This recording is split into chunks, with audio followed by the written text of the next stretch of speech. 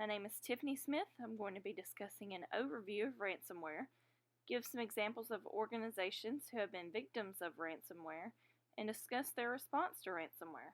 I'm also going to discuss prevention and user education.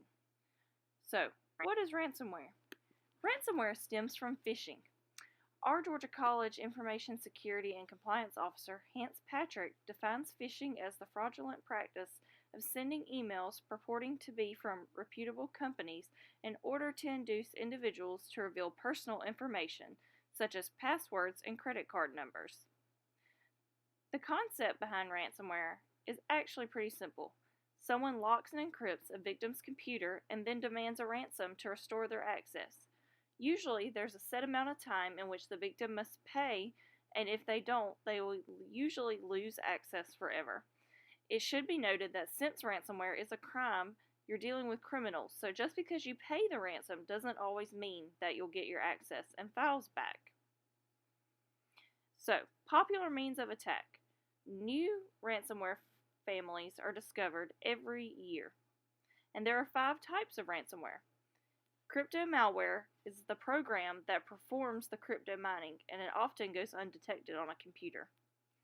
Lockers infect your operating system to completely lock you out of your computer, making it impossible to access any of your files or applications.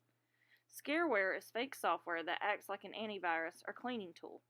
Often it claims it has found issues on your computer and demands a ransom to resolve the issue. Some lock your computer, while others flood your screen with alerts and pop-up messages.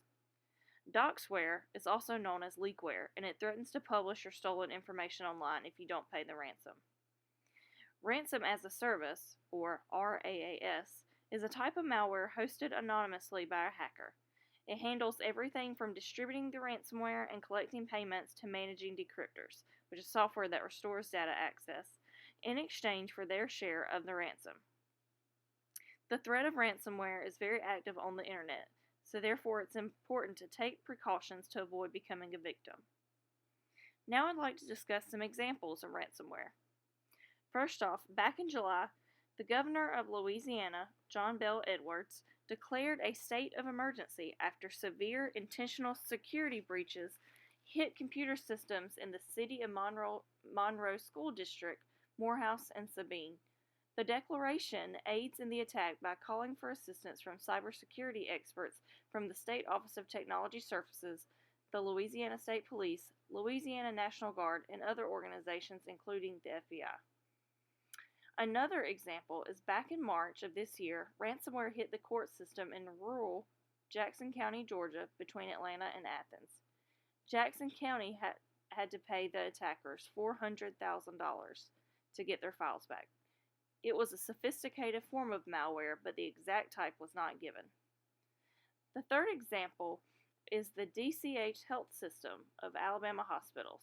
In early October, 3 Alabama hospitals were disrupted by ransomware attacks, and they paid the ransom, although how much was not released.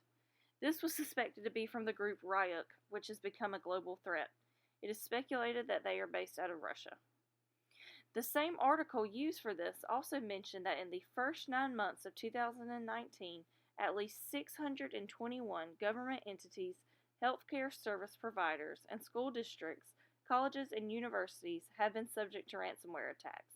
The cost of the attacks is not possible to estimate due to the lack of publicly available data, but the total is known to be in the tens of millions and could even be in the hundreds of millions of dollars. Prevention is the single most important aspect of protecting your personal data. Some helpful prevention strategies are to use security software. Keep your security software up to date and update your operating system and other software. Don't automatically open email attachments. Be wary of any email attachment that advises you to enable macros to view the content. Once enabled, macro malware can infect multiple files. Back up important data to an external hard drive. Attackers can gain leverage over their victims by encrypting valuable files and making them inaccessible. If the victim has backup copies, the hacker no longer holds the upper hand. Also, use cloud services.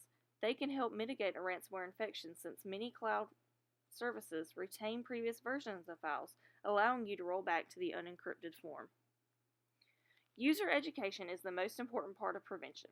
As I mentioned above, ransomware stems from phishing.